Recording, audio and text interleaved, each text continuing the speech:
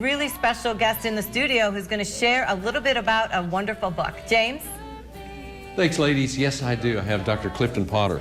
Nice to be Welcome. here. We're so glad to have you. Thank you. Good to be Dr. here. Potter is, of course, a professor of history at Lynchburg College. You graduated from Lynchburg College. I did indeed. A few years ago. In 62, not 1862. Well, now, see, I wasn't going to say that, but since you did, 1962. But you have written this wonderful book. You and your wife did a marvelous job with this. The particular chapter that I've just sort of been focusing on today was the chapter on the Civil War because of our program tonight.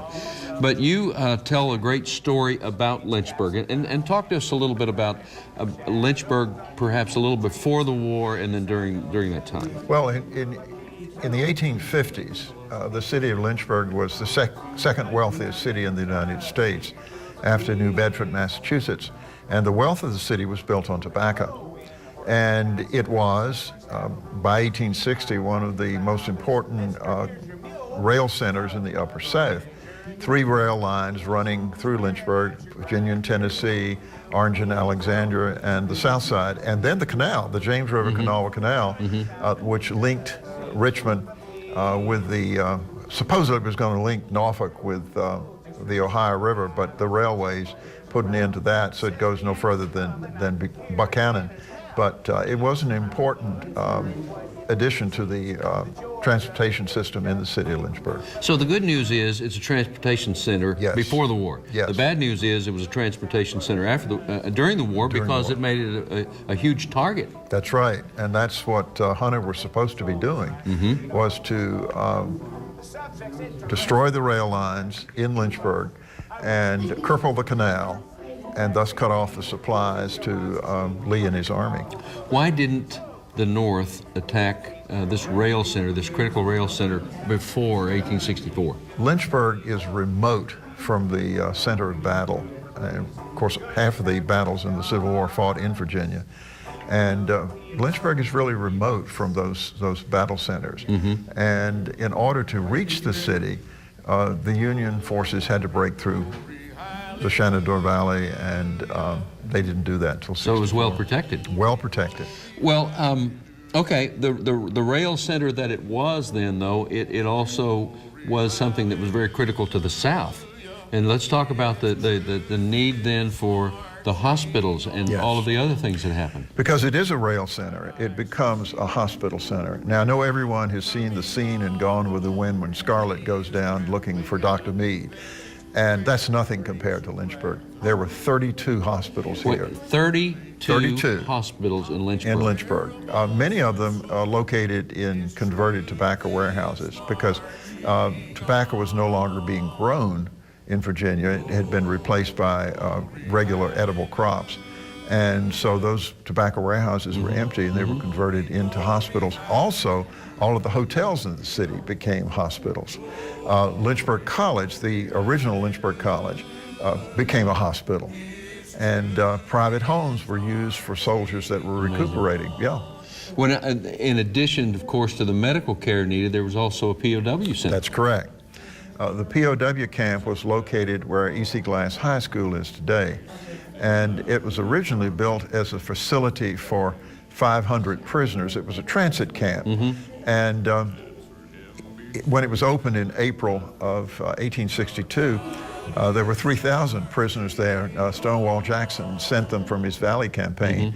And it really never dropped down to 500 until the end of the war. Was it compared to Andersonville? Well, the interesting thing about the camp in Lynchburg is that the prisoners there were fairly humanely treated, and they were provided with the same rations that soldiers of the Confederate Army were given. So when you compare the camp in Lynchburg to Andersonville and Salisbury and Danville and some of the other Confederate camps, it comes off rather well. The death rate was very low, comparatively speaking. Wow. But at the same time, the South was starving. So when you say they got the same rations as the Southern soldiers, wasn't much. Wasn't much, but they were allowed to grow food in the summer months, and those soldiers that were badly wounded or were ill were not left in the camp. They were taken to the hospitals in the city. So they were cared for in the hospitals that were set up inside the city itself. The POW camp is right outside the city in what was called the fairgrounds. Okay. Now, you had an integral role in the making of this film. In fact, you appear in here. Yes. Now, where were you in the film? I'm a number of things. I'm a Confederate soldier. I'm a Union officer. I'm a wounded soldier. I'm welcoming the troops into Lynchburg. We all did a number of different things. Wore a lot of hats. Oh, yes, indeed. A lot of hats and a lot of costumes. Now, but you also said that one of the locations that you used in the film, it hadn't changed much, and you didn't have to do much to it. No, we did not. The warehouse that was used as the hospital looks just as it did in 1864. Amazing. It really is. Now, what's caused that not to change? What's the story on that? They just left it there. They simply weren't using that third floor, and so it just simply was lost in time. Wow. Of all of the story and the wonderful job that you did in this book, and by the way, you should get a copy of this. If you don't have your autographed copy, this one's mine, you may not have it, but if you would like to have your own, it's at the $60 level. Dr. Potter's, that's Dr. Clifton, Dr. Dorothy Potter, will autograph this for us in addition to their other very busy duties as professors at Lynchburg College, and they're so gracious to do this. Dr. Potter, okay. Give us the overview. Tell us what's the most important thing we should take away from Hunter's Raid and the battles in and around Lynchburg. The fact that the city was saved by Early, and Lynchburg is the only major urban center in Virginia that was not seriously damaged during the war. Amazing. So that helped Lynchburg then recover more quickly. And how many years before it was back to a going concern again? Well, within 6 months after the end of the war, 2 major banks were founded. Remember that Lynchburg voted not to leave the Union in 1861, so there were a number of Unionists in Lynchburg, and when the war began, they simply, put the money in something and buried it in the backyard. And so when the war is over, that money comes out again. And 2 banks in 6 months is not bad. That's amazing in those days, absolutely. Well, thank you so much, and thank you for this wonderful book and all of your support. Glad to be here. And all of the great work you've done on this and on the film. And we do appreciate that very much, and we say thanks and well done. Thank you. Okay.